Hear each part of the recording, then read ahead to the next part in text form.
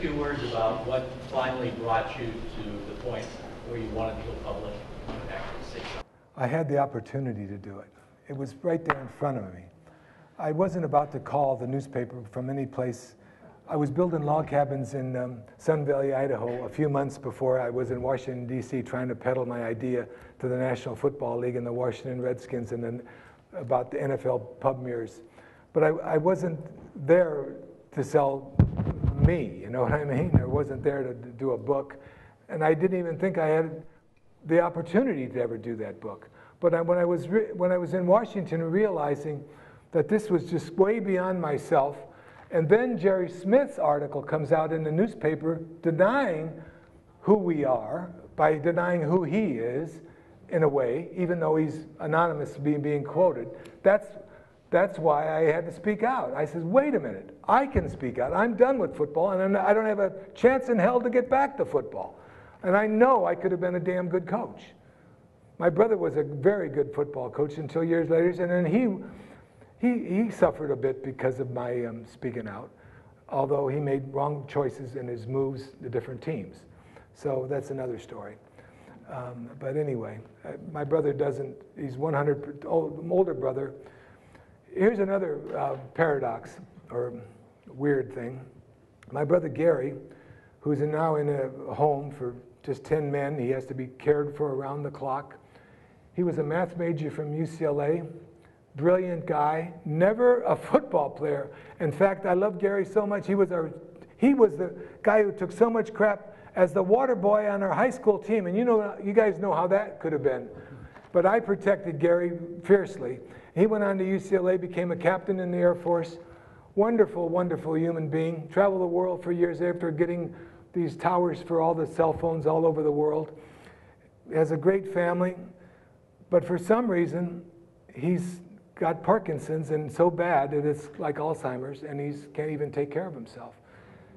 But he never played college sports, and here I'm still kind of stumbling through things, but I'm still around at my age, and I'm very happy about that. Yes. I was wondering about your family dynamics when you came out with your family, as far as was... A lot of that is in my book. And yeah, and I'm sorry, I apologize. Well, you can get it at the Library Association. Wait a minute, because it was chosen by the American Library Association as a top 10 selection for all high school kids in 1978. Think of that. Yeah. That's unbelievable. No, and But I also had smart enough to get a really good collaborator, Perry Dean Young, who's still my dear friend, and we might continue to get on with Don't Die Wondering, so who knows.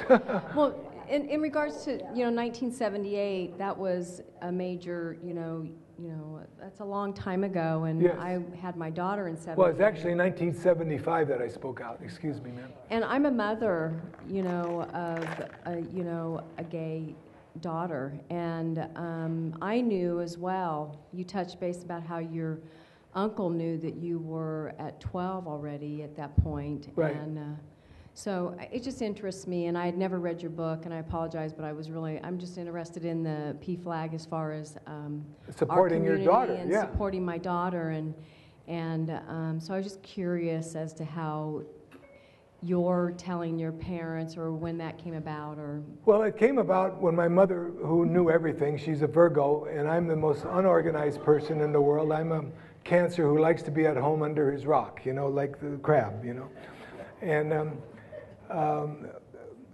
my mother, she just knew, mothers know. But what about fathers know. Fathers know, mothers know. My dad, I left a bunch of stuff that my folks stored at their house, and I had a few pictures, and some of the pictures I had were Polaroids, and maybe they were a little graphic, okay? But Dad, they shouldn't have been going through my things to begin with. But my mother, being as nosy as she is, came across these Polaroids, and I had some stars in these photographs, Polaroids that I had taken of dear friends, who weren't all gay, by the way, okay? who maybe wanted to show off their manhood or their lack of manhood, who knows. It's okay. I mean, it's all equal out anyhow. Who cares, you know? But so mothers know. My mother must have known her whole life, and she kept fighting it, like she fought with the Catholic. She said she loved my dad dearly, but they fought like cats and dogs because of the Catholic Church and the rules on religion and birth control and all that stuff. You know what I mean? And she was afraid to death of dying because she treated my dad so poorly the later years in his life. It's as simple as that. I couldn't believe it. And so that's why I've had such a difficult time with such of a love-hate relationship with my mother. But she knew that I was going to wind up being the one to take care of her, and she was right, and she was smart for that. What about your brothers? You talked about your brothers and my brother Tony has made a very good living for years, selling boxes after he coached for years. He could have been a really, really, really good coach. He was with Dick Vermeil, Jim Moore. They were all on the UCLA staff together. Everybody moved right on up. Tony could have moved on up too if he made the right choices. He was a very good coach. My sister Marguerite was just stock.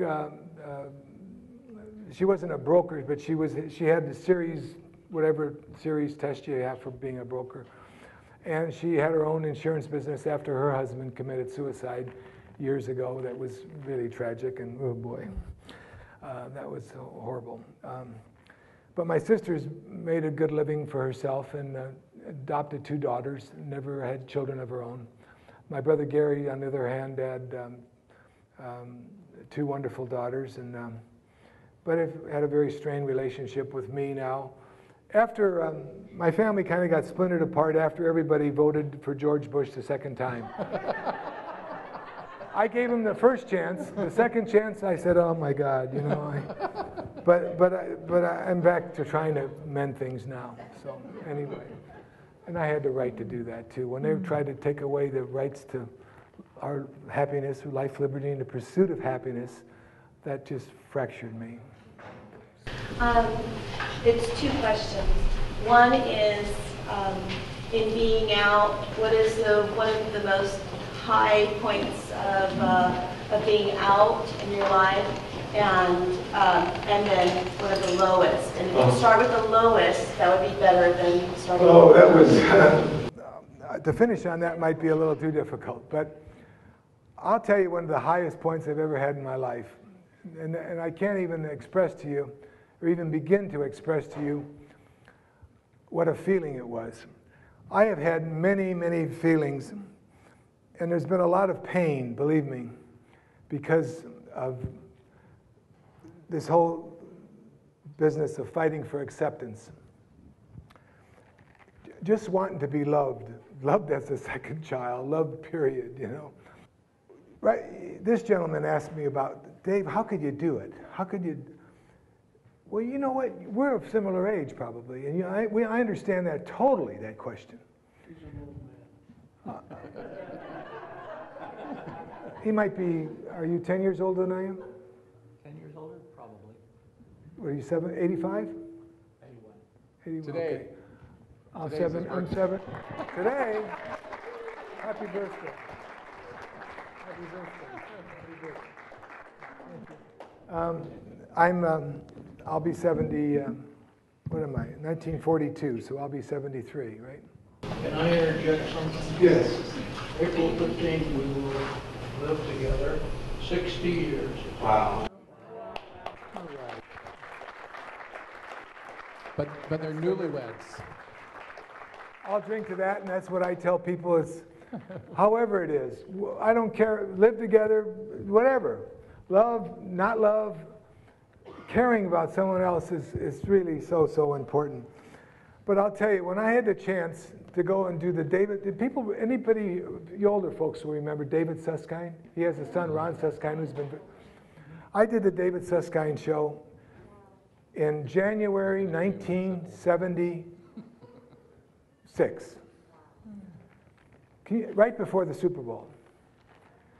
And I was in a huge studio, and it was all black, and there was all kinds of technicians and everybody running here and there, and they're asking me all kinds, and here's David asking me really serious questions, and I'm thinking, how in the hell am I going to do this? Honest to God, I have never had a sense of peace and joy, whether it came out or not, and people say it did come out, as I had at that moment. I don't know how I did it, because I was in such turmoil at that time with all the country was going nuts about me, this queer football player, you know. Oh God, they were ready to, how dare him talk about this sacred institute of manhood and all this. I mean, it was unbelievable what was going on. And Wells Trombley and some of these NFL purists, oh, I wanted to kick them in the ass, I'm sorry. But anyway, so there was moments like that. So I've had these really amazing moments of high, but then again, when you've had those moments of high, you get ready because you can go into those moments of low, you know. So anyway, one last question. David had a What would you tell young gay athletes today, words of wisdom, advice, who are considering going into a professional sport like NFL or basketball? Run a 4.2. No. Run fast as you can. No, I mean, you got to be so gifted today. The chance of a kid making it in professional, anywhere in professional sports is so rare, it's unbelievable. People will say Kaepernick's not ready for it. Well, let me tell you something. He's ready for it. I was devastated when Alex Smith went to Kansas City.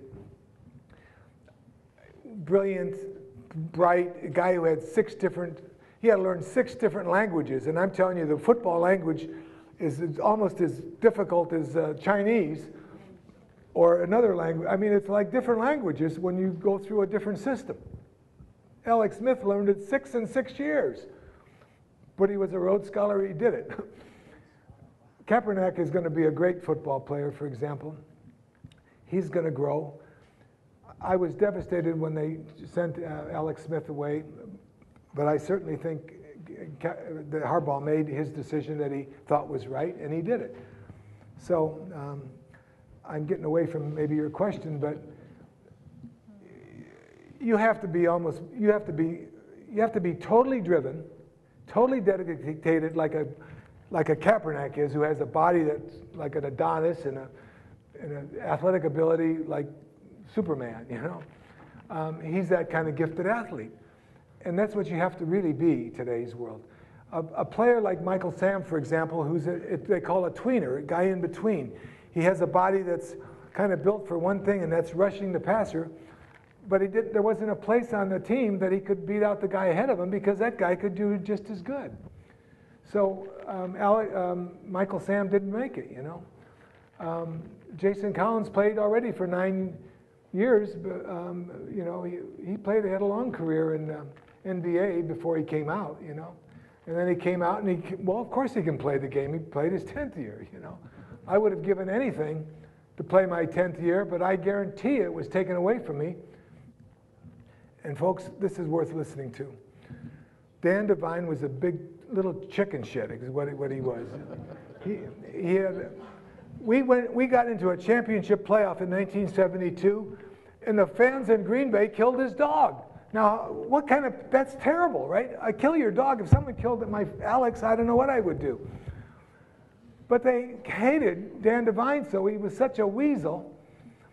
I went to him during the football season in and we had a great team, believe me. We had John Brockington MacArthur Lane, who I just saw at a symposium in San Francisco about cognitive impairment, great guy. We had best defensive team in pro football at that time. Jim Hill from NBC Sports, or CBS, excuse me, in LA. We had great players. And I went to Dan Devine during the year and I said, I just got notified by my dear friend's parents that he was killed in action in Cambodia. I said Vietnam at the time because he was with the CIA, and he's not on the wall because you weren't in the service. You're working for the CIA. You don't get on the wall. You know what I mean?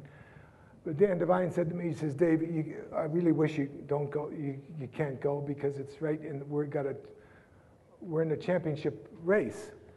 And I'm thinking, well, we're in the championship race. I'm going to be back for practice. Well, I'll be back for a game. I'm a substitute player. I'm not a star. I'm thinking all this, you know. What the hell's he talking about, you know? So I said, Coach, I'm sorry, I beg to differ with you, but I got to go to my friend's funeral.